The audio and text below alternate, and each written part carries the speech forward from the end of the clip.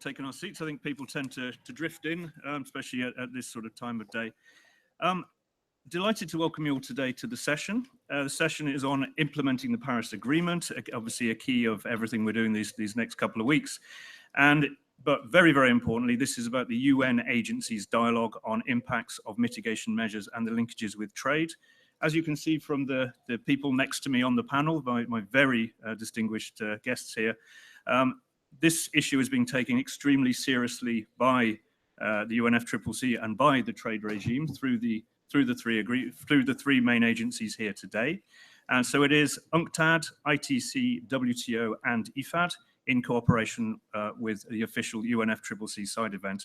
And I think, as it says in the flyer here, this is a unique opportunity for the related UN agencies to take a look at the role of international trade in all countries, but not just take a look at trade, to take a look at the positive role that trade can play.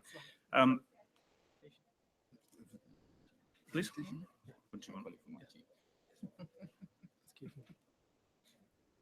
Okay.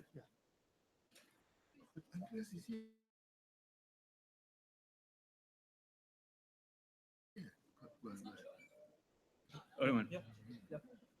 What do you want to do? Go ahead. No, go ahead. Peter. Yeah, go ahead. Okay. Sorry, we just had a little bit of moderator issues here. The key thing today is we've heard from a previous session, we've heard from many debates over the past few weeks, few years, few months, that trade clearly is a key enabler of sustainable development, but how can it be made as positive as possible? And that's what we want to look at today.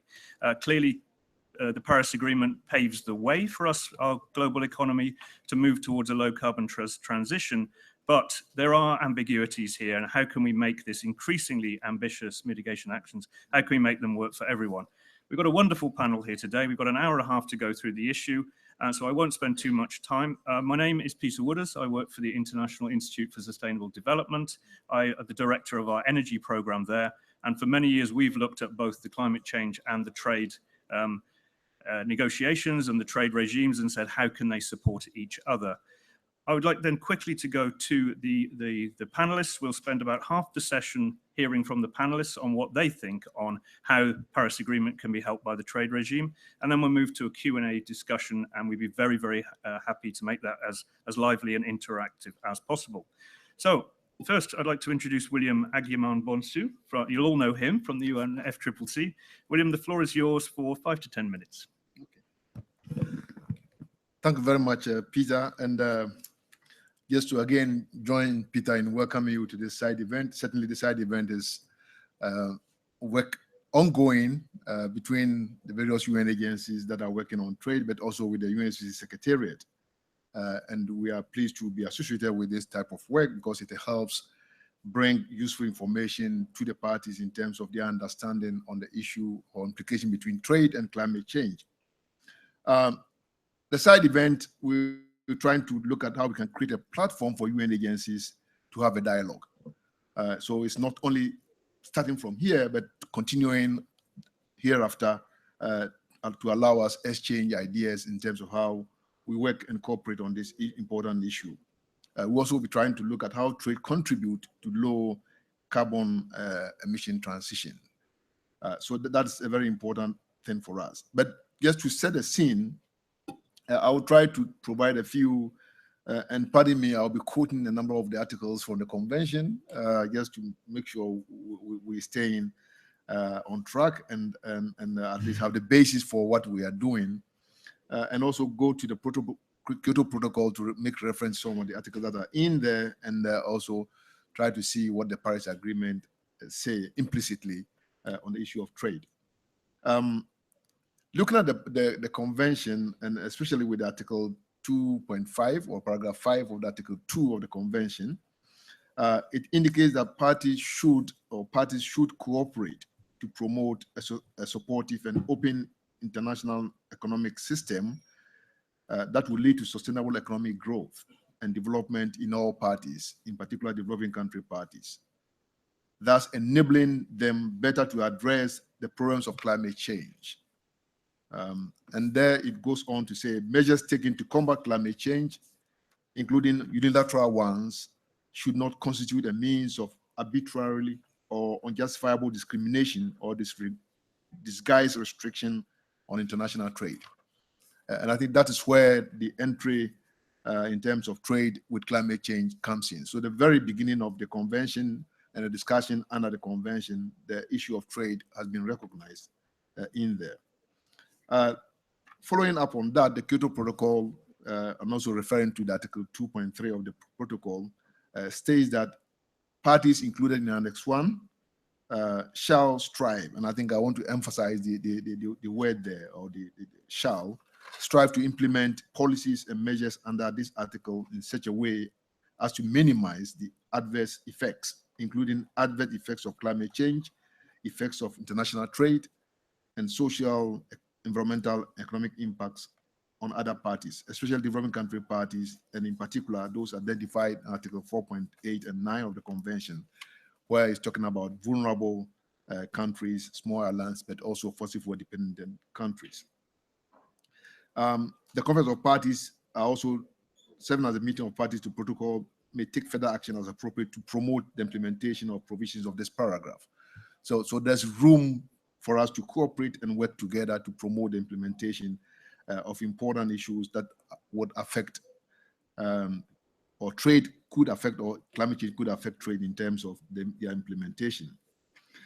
Turning quickly over to the Paris Agreement, I would say there's no specific and direct reference to trade, as it is very explicit in both the Convention and also Kyoto Protocol. However, looking at the provisions that are in there, for example, if you look at the NDC or discussions under the mitigation within the Paris Agreement, how countries are supposed to work to lead to low carbon or low carbon economic transformation, certainly there will be a need to look at how trade does affect that, or how that affects also trade. There's also a need to understand and address socioeconomic impact of mitigation actions. And within this context, I mean, going back to what the convention says, there could be also a possibility of how trade can also affect climate change, or climate change can affect trade in that respect. Under the convention, I think that there has been, I would say, over the past 3 years, very productive discussions among parties in terms of how they address the issue of what is referred to as response measures, which is mitigation actions, impact of mitigation actions that countries take as they implement the convention. And I mean, the parties have agreed on a 3-year program under their subsidiary bodies. I mean, here I'm talking of the SBI and SOFSTA, that they are, I would say, earnestly working on and implementing, involving a number of important stakeholders. And it's gratifying if you've had a look at the just conclusion made yesterday, where there's a call to other international agencies, including UNCTAD and others, to be engaging with the parties and expert groups that are considered under that discussion to advance the work within the work program.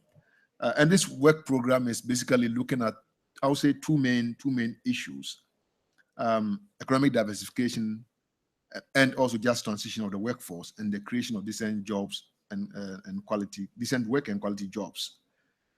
Certainly, in the context of these discussions, supportive trade policies can contribute to implement economic diversification strategies, as you all know very well. And transition of the workforce is also an important issue when making trade policies. So that's what I think we can all be working together. And I look forward to engaging, or at the Secretariat, look forward to engaging with the other agencies in moving ahead on this agenda. What is important is that I will be very happy to see or get more insights from colleagues from the UN agencies, how they see trade complementing the work that's been done under the convention. Thank you very much, Thomas. Thank you very much, William. A lot of stress there on the need to cooperate, to help parties, and to provide assistance. And I think a very good overview of what's in the UNFCCC agreements and the Paris agreements already. There doesn't appear any particular barriers there. How can we build on this? And I think the rest of the panelists, the UNFCCC has provided a very nice platform here for you high-level trade representatives to come into the conversation today. William's offered you the challenge. How will you engage with the UNFCCC going forward with the trade agenda? And so we now have the 4 trade agencies who are in cooperation for the event today. And I'd like to start very much welcome Boniface Onguglu from UNCTAD, a fellow Geneva resident. Boniface, the floor is yours. Thank you, Peter. Thank you for moderating. Good afternoon, ladies and gentlemen. And also, I would like to thank our UNFCCC colleagues for the, can you hear me? Yeah. Yeah, I would also like to thank our UNFCCC colleagues for this opportunity to interact with you on this and welcome the invitation from them and to interact with the trade agencies on this particularly important issue of implementing the Paris Agreement now that it has entered into force. Well, I think I will make 3 points, Peter, and to highlight the interface between trade and climate change and actions between the trade community and the climate community. My first point will be that the NDCs, INDCs, which become NDCs, will initiate a process of structural transformation. And this process of structural transformation, as we've seen in many of the NDCs so far, will be linked up with economic diversification, as we've heard. So it is very important that we are aware as the international community about the need for this process, which will be massive because it's involving the countries around the globe, massive in terms of financial resource requirement to finance the transition towards this low carbon economy, and fundamental in terms of the national economies going forward to restructure the economies towards a climate friendly, climate resilient, low carbon development path. So this is a kind of epic changes are underway, and we have to be aware of that and be ready for that as the global community. And some of the equity and distributional concerns that might arise, like what you said in terms of decent jobs, the impact on the environment, climate, and all the rest arise also. So to finance and undertake such a major structural transformation, which will come about with the implementation of the NDCs, will mean that we need policy stability. We've seen this in the trade community, that when you have a trade regime and it is a stable regime that is integrated into domestic law and implemented by parties and followed up at the international level, then you have an implementation that is sustained and results in the kind of gains that the international community is looking forward towards. So policy stability is very important, and I want to emphasize that point, that now that we have the countries, the agreement has entered into force, the ratification at the national level of all countries, domestication into domestic law, and implementation of these policies and plans to implement these NDCs and reduce greenhouse gas would be very important. In today's world, where producers are adjusting to business models to maximize profitability and reduce economic risks from changing policy environment, I think it is important to stabilize the climate regime so that environmental sustainability can be pursued. And it is also important to stabilize the trade regime and to support the role that the environmental sustainability is needed. Now, having said that, I just would like to make an underlying point here, moderator, that we all realize that the implementation of the Paris Agreement is within the framework of the SDGs. And I think the Executive Secretary has said, and we're all aware that it's one goal, goal 13 in 17 goals, and it's an integrated whole. So the implementation of this must be aware of the entire SDG implementation that is needed to be taken on board. So that is my first point, is that the transition towards a low carbon economy needs to be conducted at the national level in terms of the INDCs, and that will mean in terms of changes at the level of businesses, at the level of sector, in terms of individual producers and individual consumers, who will then integrate, whose actions, which will be underpinned in national law and regimes, which will then combine together to bring about the transformation that we're all looking towards in terms of the global transformation. It's not a global top-down model, but a bottom-up process, which was foreseen in the Paris Agreement itself. Policy stability is important. My second point is that from the international trade perspective, we see that the transformation means economic diversification, as being said. And supporting this process of economic diversification can be done through local demand, domestic demand internally, as well as through international demand. So in meeting international demand means engaging in international trade. Engaging in international trade in sense of markets, finding new markets for green products, and in terms of using the international trade as a means to produce goods friendly, climate friendly, environmentally friendly goods for trade. We have estimated in UNCTAD that some 80% of international trade is conducted in terms of global value chains and regional value chains. If that is the case, then this means that international trade is being used more and more to produce goods to sell in international markets. So it's very important that the economic diversification process at the domestic level, which will then use the mechanism of international trade to support this economic diversification process, looks at the integration into the global value chain and how these chains are being made to support a more greener process or more a climate-friendly process of trade. So that means that we have to look at expanding new and profitable market options for producers of green products and new climate-friendly choices and green consumers. Markets are becoming green, as you will all read and we hear as we walk along, many of the corridors here. There is no new innovation in terms of industrial content and products, solar industry, cars, electronics, and so forth. So the structural transformation in both the agricultural sector, the primary commodity sector, in terms of adding value to engage in diversification and creating jobs, and in terms of moving into industrial production, expanding the value, the industrial sector will be important for the diversification process. And trade can play a role because it provides the markets and the space to produce.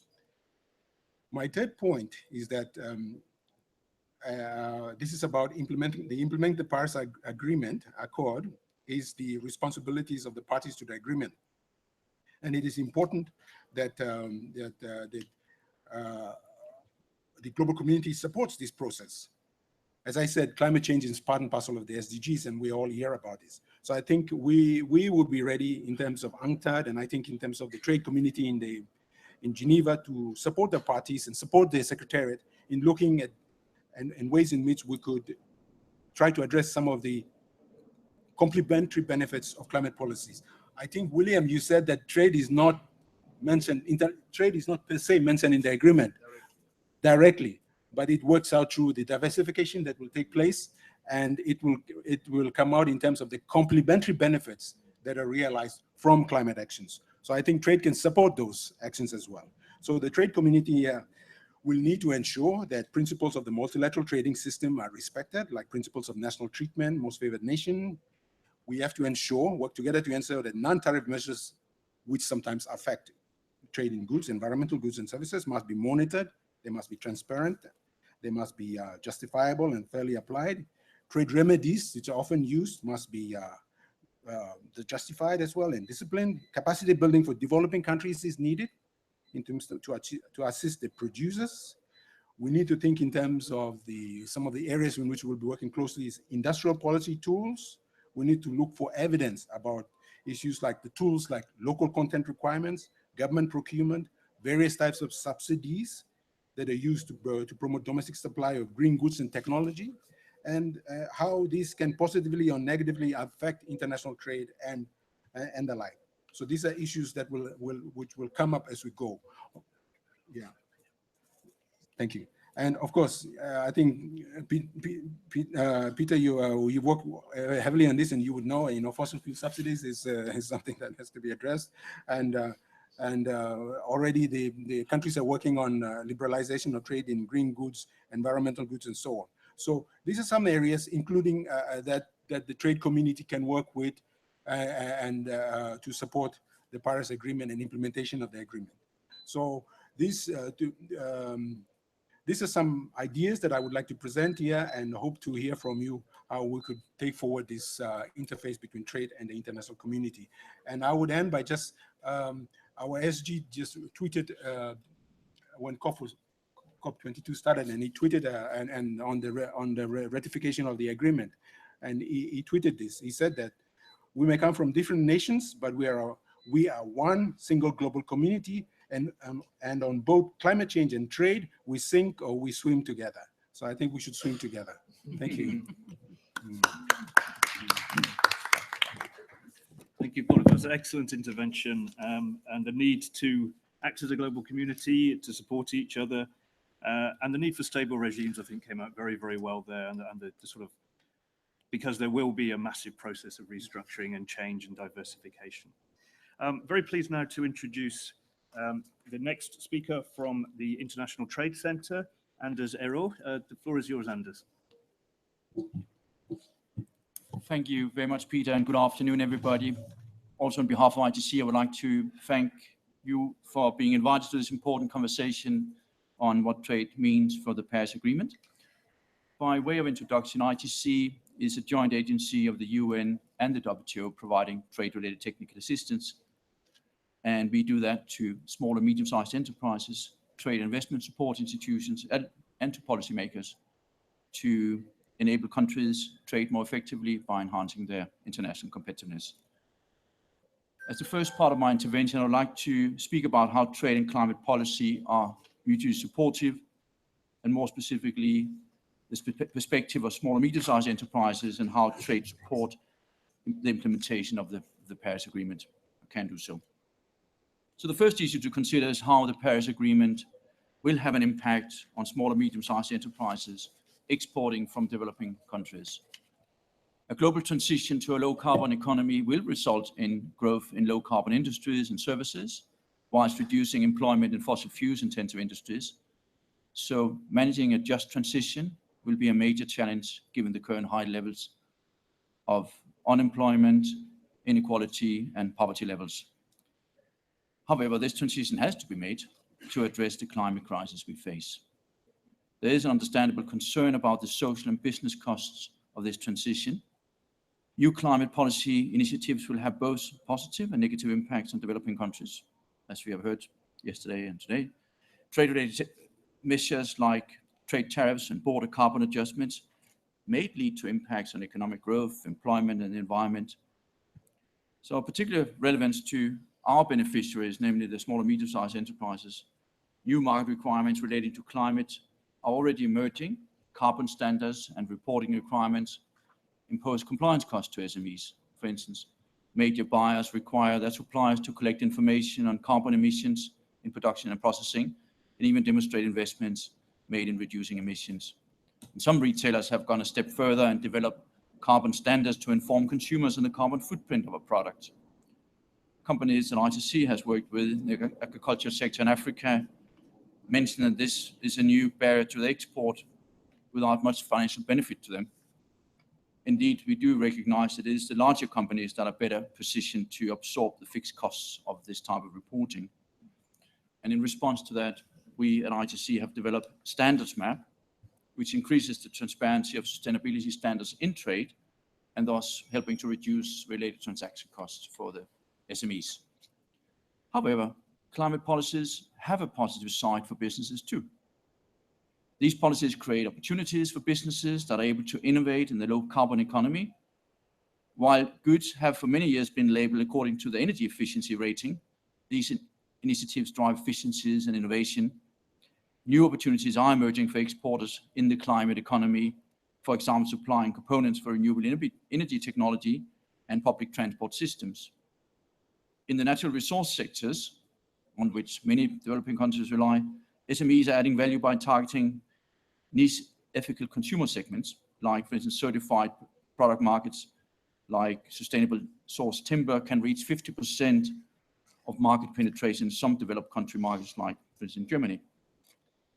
So building a business environment that is conducive to innovation and competition should be a strategic priority for countries that want to keep ahead of the game and compete in the climate economy. The youth, who are strategic focus for our programming at ITC will need education and training programs to enable their entry in the relatively higher skill requirements of the climate labor market. I have until now raised the issue of how climate policies will impact particularly SMEs. I would now like to flip the question and ask, how can trade and the millions of SMEs around the world support climate objectives? We very much see trade being part of the solution, not the problem. The recent discussions around the CETA, so the trade agreement between the EU and Canada, and the TTIP have placed a spotlight on how people feel trade has generated inequalities and lacks transparency. In the multilateral community, we certainly need to have conversations around the impact of globalization, as recent political events have demonstrated.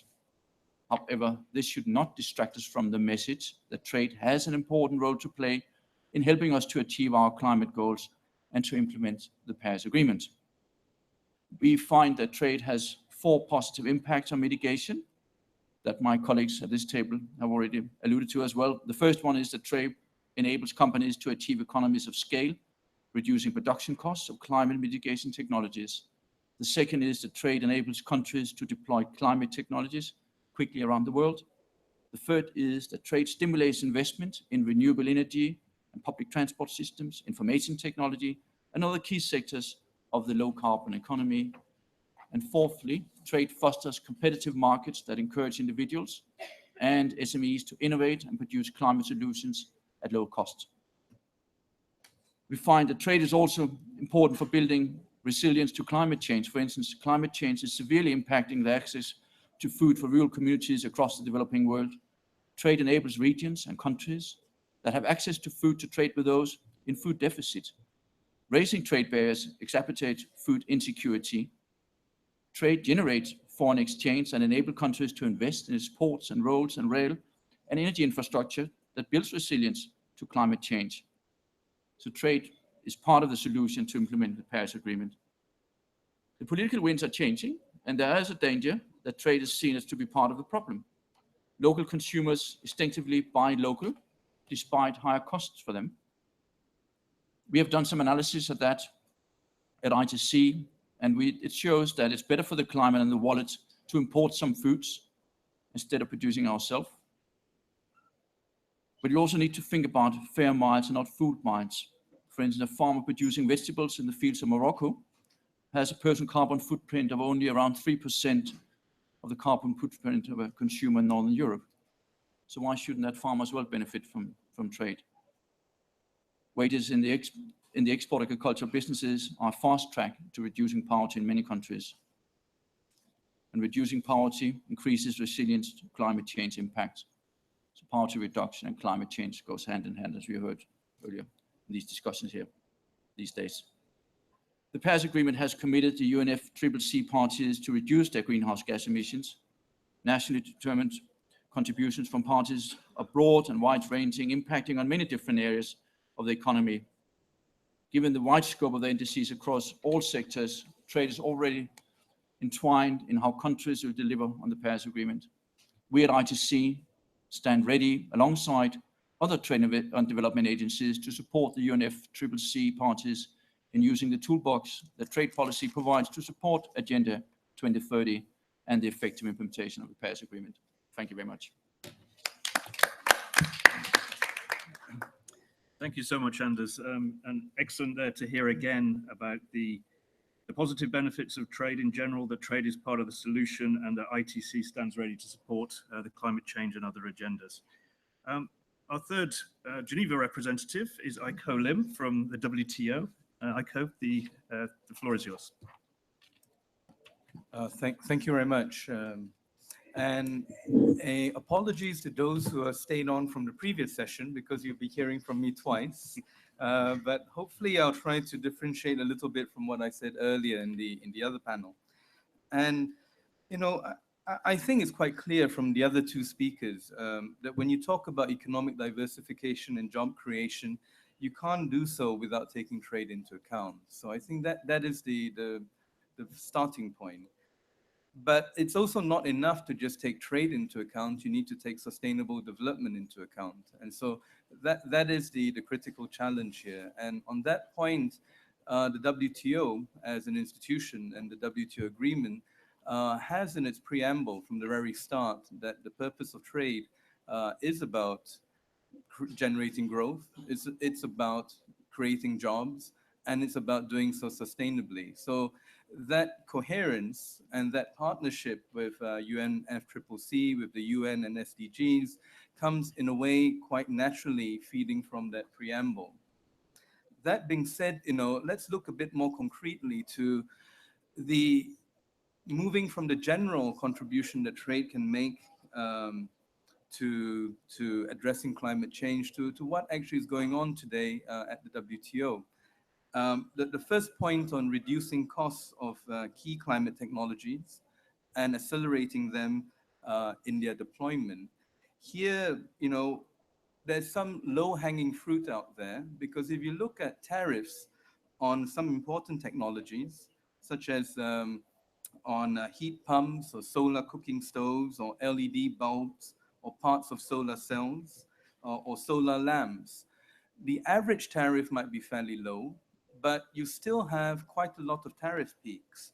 And sometimes for some countries, these tariff peaks range from about 35% to 100%. So if you're going to reduce costs, this is one area that some work could be done.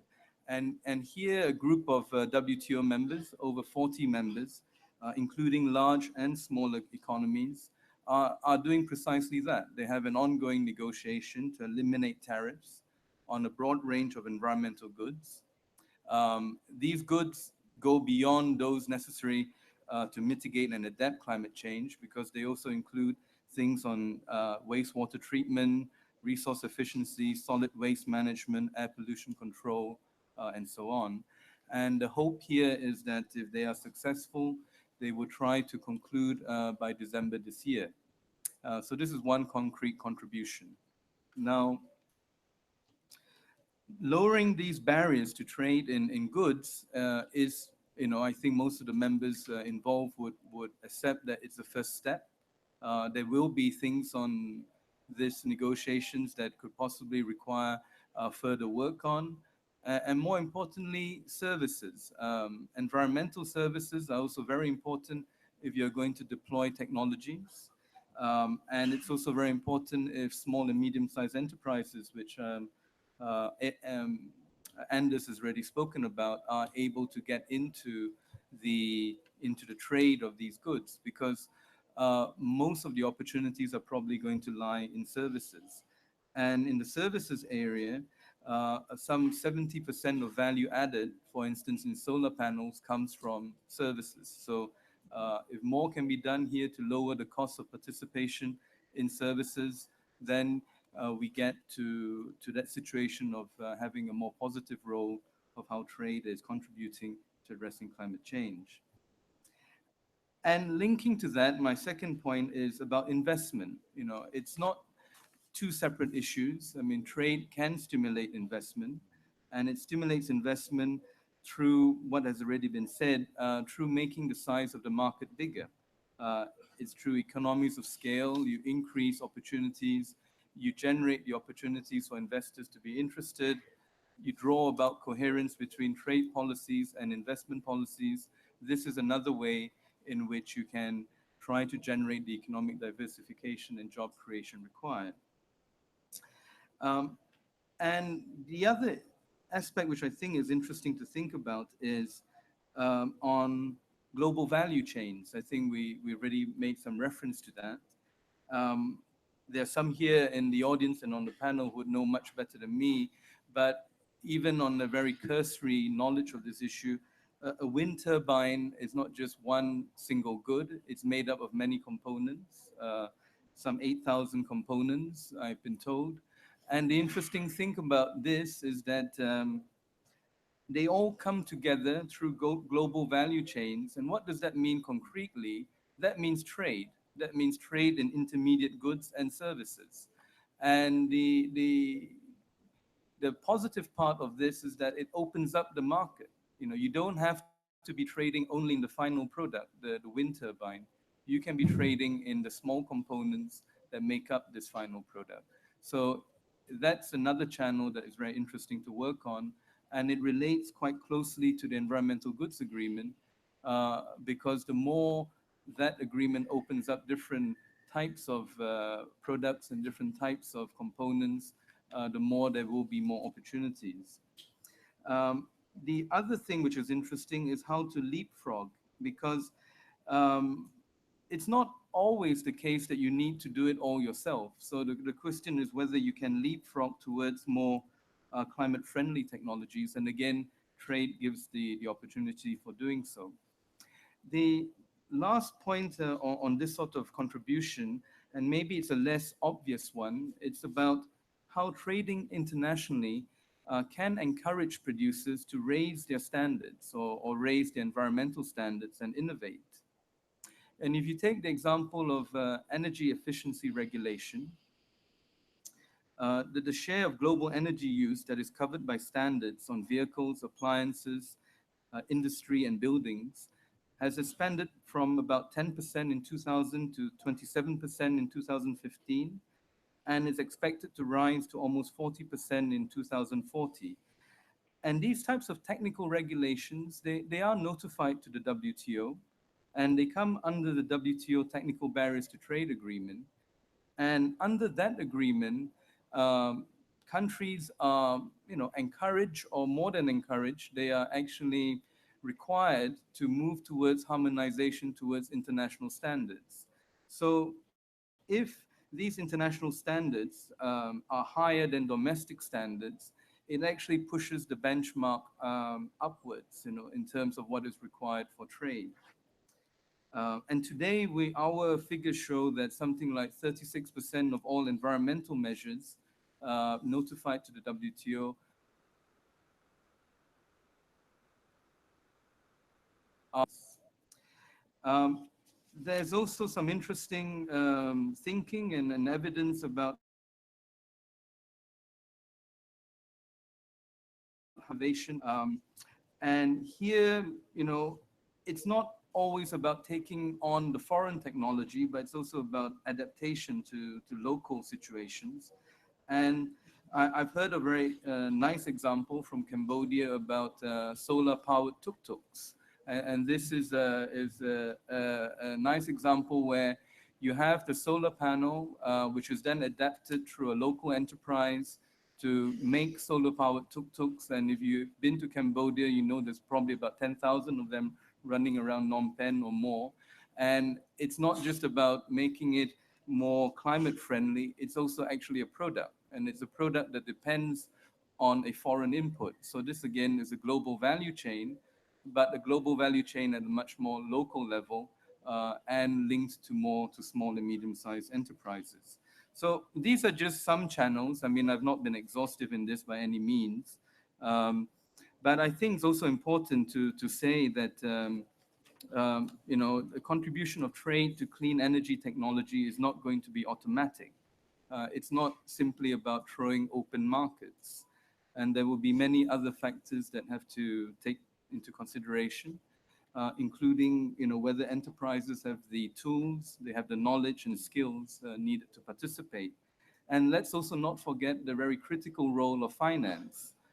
Access to trade finance, for instance, continues to be a very important issue for many enterprises and countries in both developing and developed countries, with smaller businesses facing some of the biggest hurdles. We know that globally, over half of trade finance requests by SMEs are rejected, whereas for multinationals, it's only about 7% that would be rejected. So a big issue here on how do you finance involvement in trade. And at the same time, SMEs are the ones that most countries will probably need to rely on to drive job creation.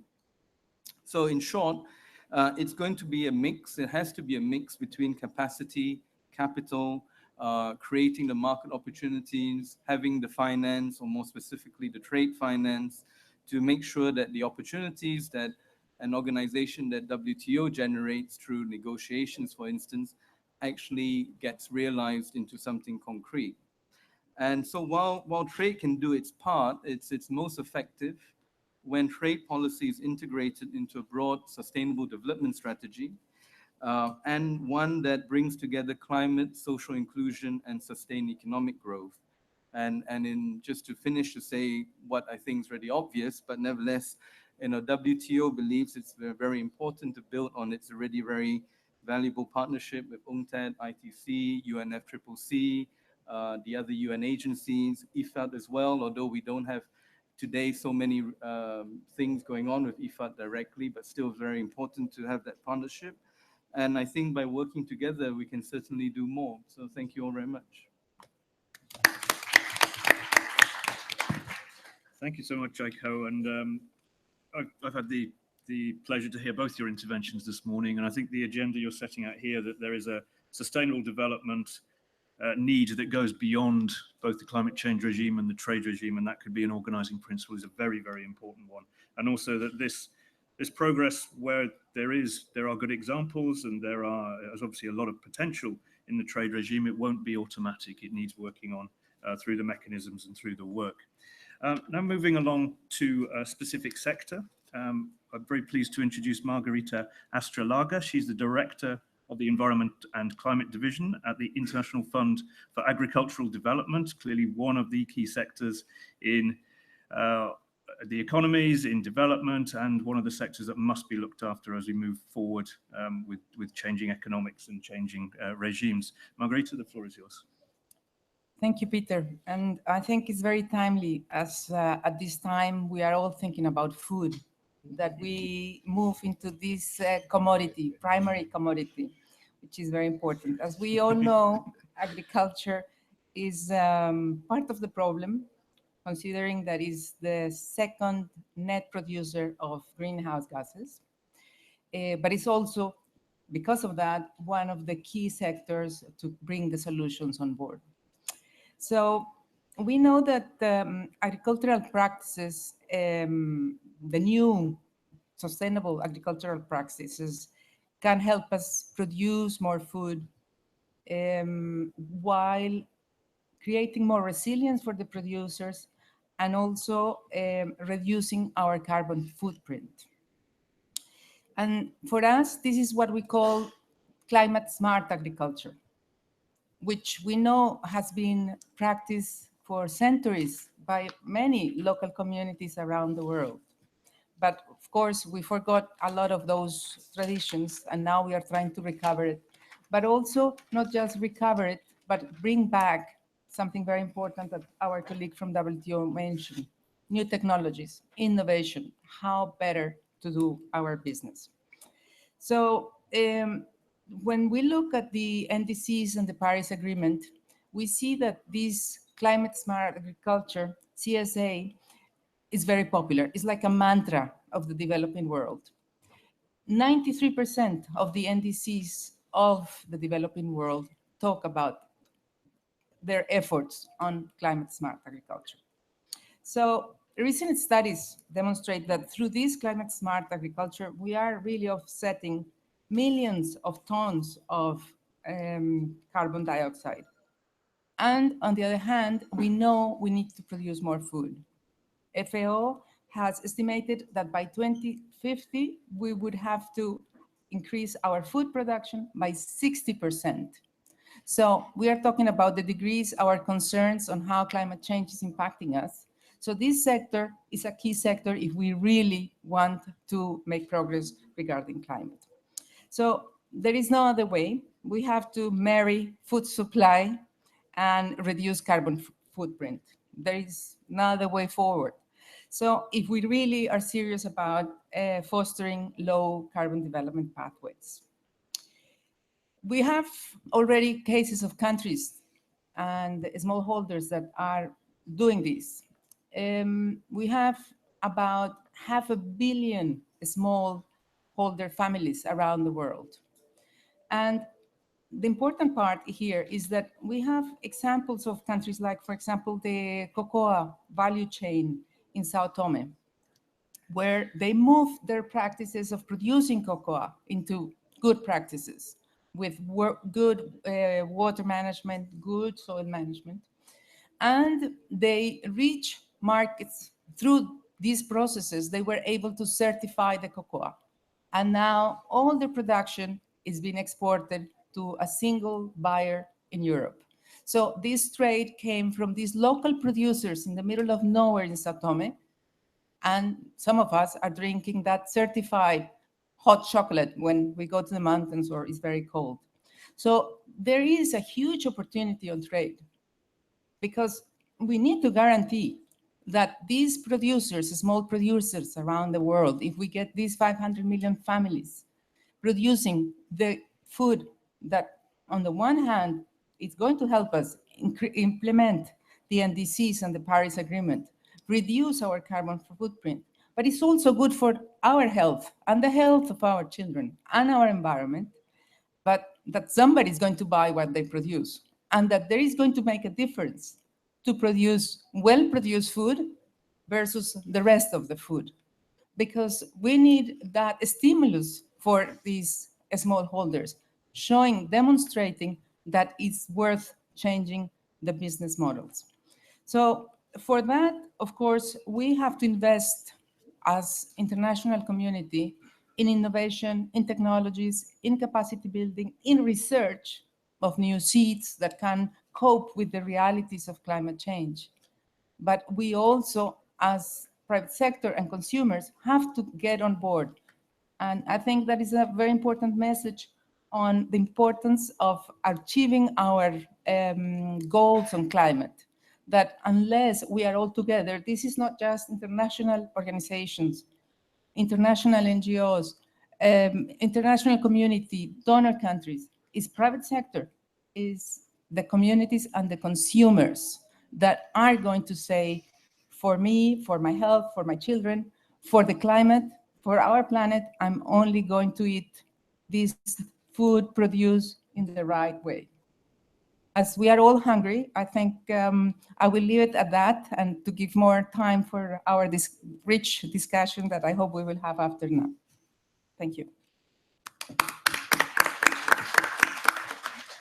Thank you, Margarita. Excellent points there. And also touching on the issues that here we need to look after the small producers. We heard about the SMEs earlier as well. This is not just a multinational question. This is a question that concerns us all.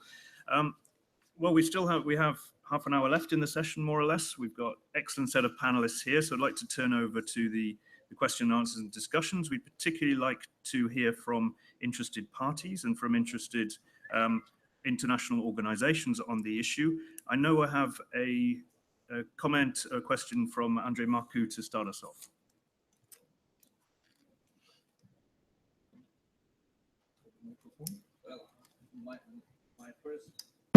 My first comment to you is apologies, because I was supposed to be moderating this, but Peter graciously stepped in. I unfortunately had to be in a contact group that went overtime, and as the chair of the SBI that went into overtime, and now he's in the bureau, it also apologizes through me to you. So many apologies.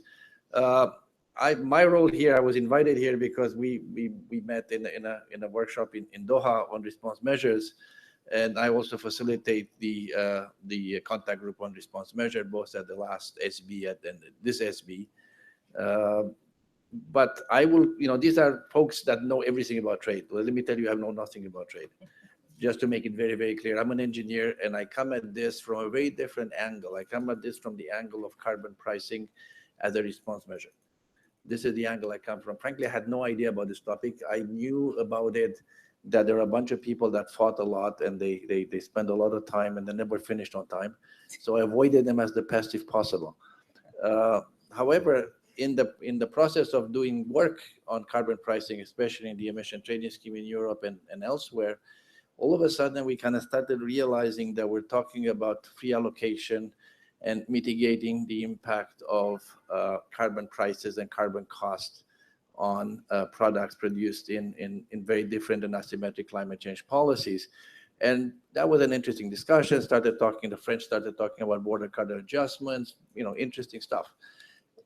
Somehow in the middle of all this, I ended up looking at a presentation, can't remember who it was, maybe it was ISD, that talked about border carbon adjustment and the response measures. And I said, what's the connection? What are these people talking about? from there, I became very, very interested, and I'll explain to you why. We did a number of projects with that we looked at the, if you want, the way to mitigate, if you want, what is the impact of mitigation policies nationally, internationally, on in 5 different areas. We had no idea what it would call the really response measure. We actually avoided the term response measure because we didn't know about it. But we ended up developing a lot of thought. One of them actually was on food labeling.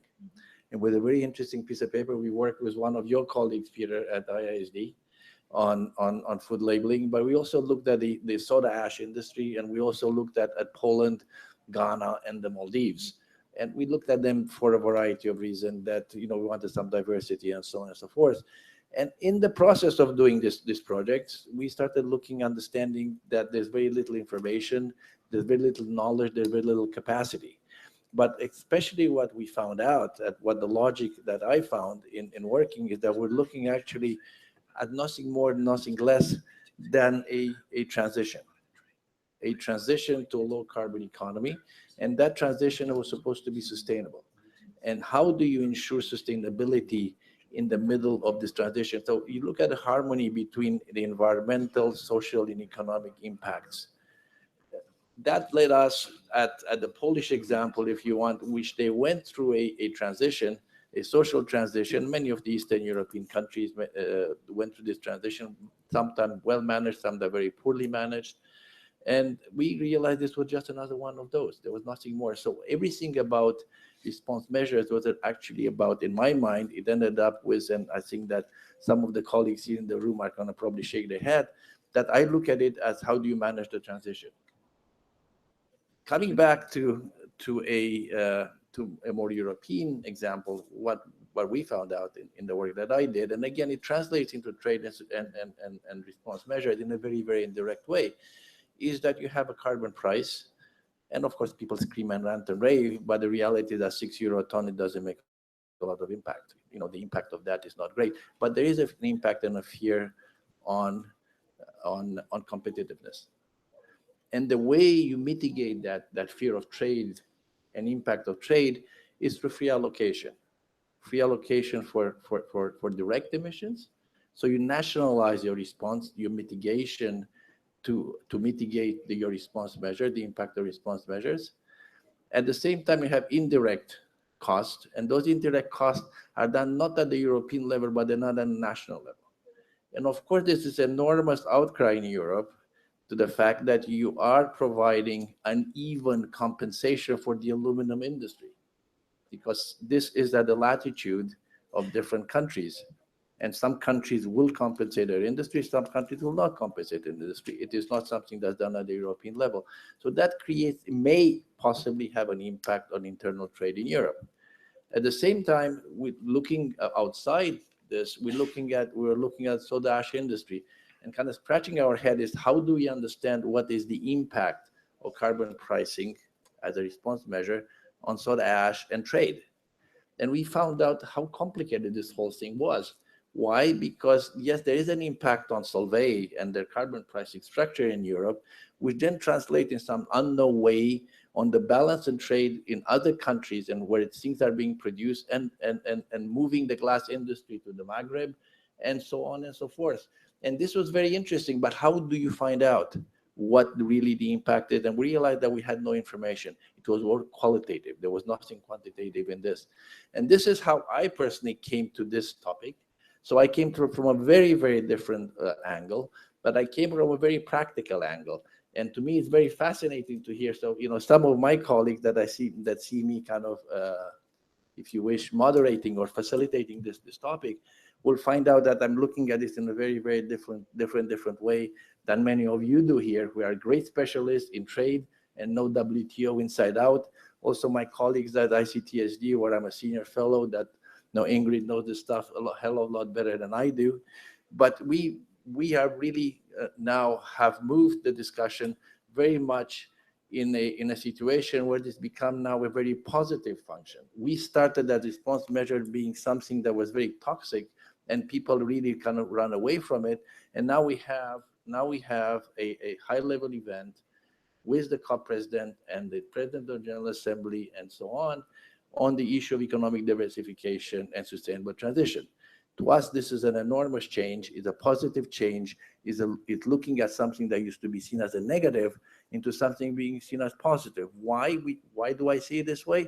It's because we are in an uneven, looking at the NDCs, you are in an uneven climate change regime, and this will continue to be there. This is not going to change very soon. But what that means is that you're nationalizing your climate, your impact, your mitigation measures, but that can only go on so long. There's a point where in the future you won't be able to do that, and you're going to have to internationalize that measure. And this is where we see the connection, where the trade community comes in a very strong way. Nevertheless, Peter, and I see you getting fidgety, but one thing that you have to also understand is that trade in the context of the discussion on the UNFCCC is not a favorite baby. Actually, it is something that is somewhat resisted. So thank you very much for your patience. We know each other for a while, and apologies to everybody for having been late here and not being able to participate. Thank you.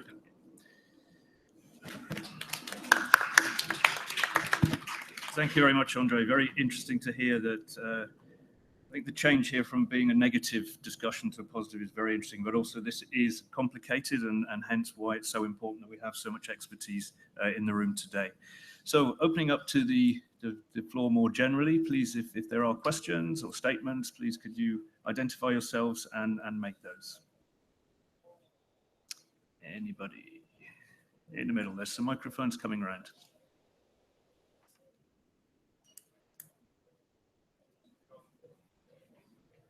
Working?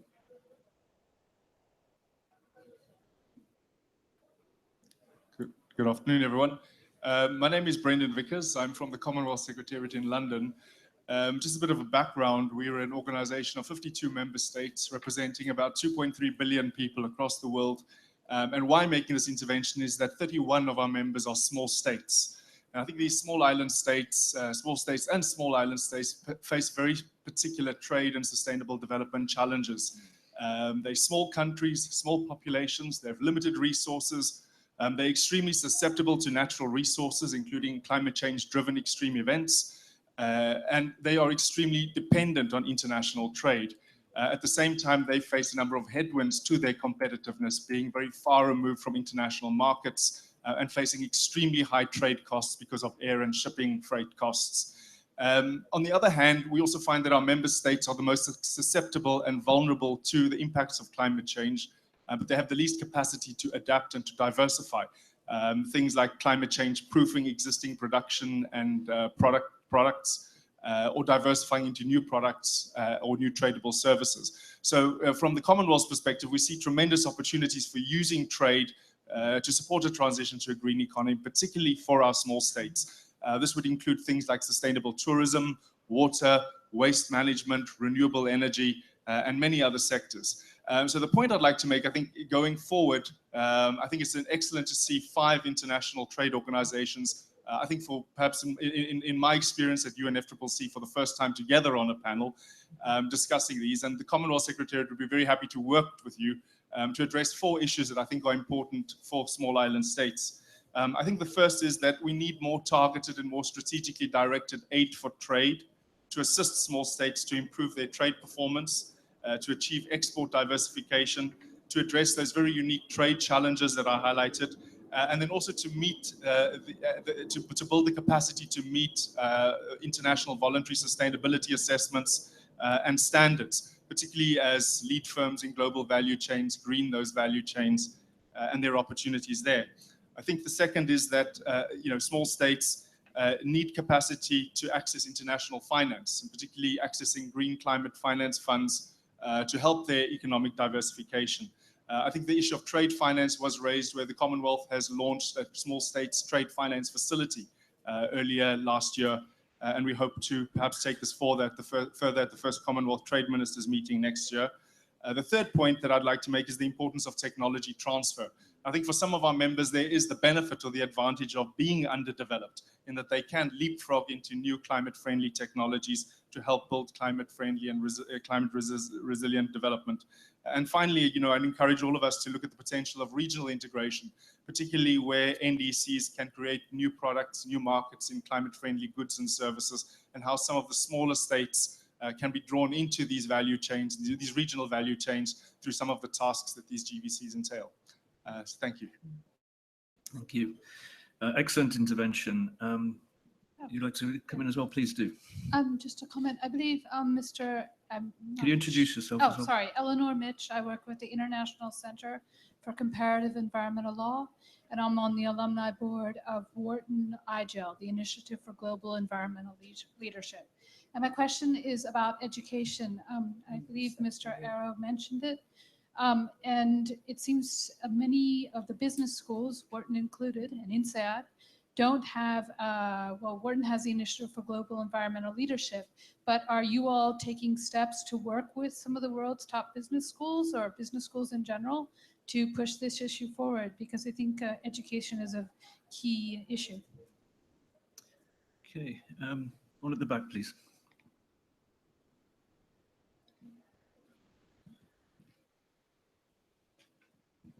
Right, Harro van Asselt, Stockholm Environment Institute and University of Eastern Finland.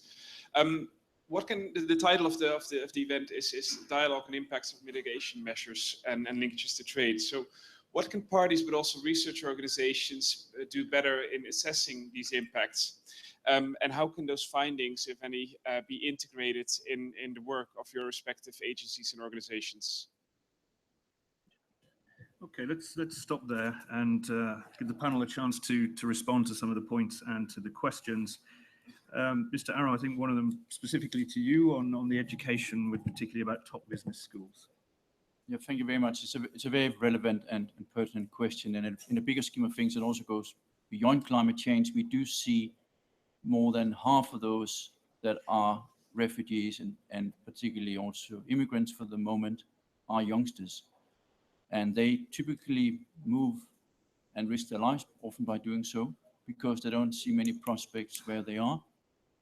So growing their skills base to meet the needs of a lower carbon economy is something we at ITC are looking into. I have to admit, we don't really work with the top-end business schools at this, but we work with the local training institutions, vocational training institutions, local universities, and other to ensure that there is a education response to what's needed in the labor market, not today, but in 5 years' time when some of these people are being trained. So also looking into, for instance, the issue of a climate smart economy and a low carbon economy. So this is something that certainly is on our radar.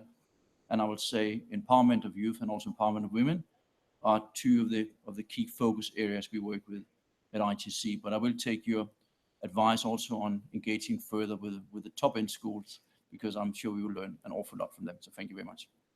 Thank you very much, Harro. William, you wanted to take the question from Harro of SEI, University of Eastern Finland. No, just to comment on that, but I think the point he raised is quite interesting in terms of how the research institutions, if I got him right, can support the assessment that countries do, or could, because of the research capacity that they have. That's an area we would certainly want to explore because, I mean, many developing countries at this stage are not able or don't have the capacity to really do those type of assessments.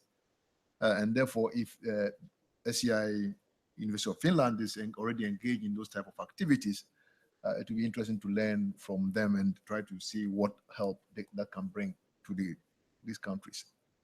Thank you. Thank you. Thank you.